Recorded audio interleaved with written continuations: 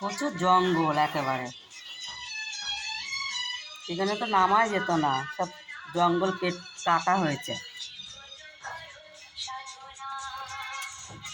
যখন রাখলাম পরিষ্কার করে রেখেছিলাম, যে জঙ্গলমহল হয়ে গেছে এখানে।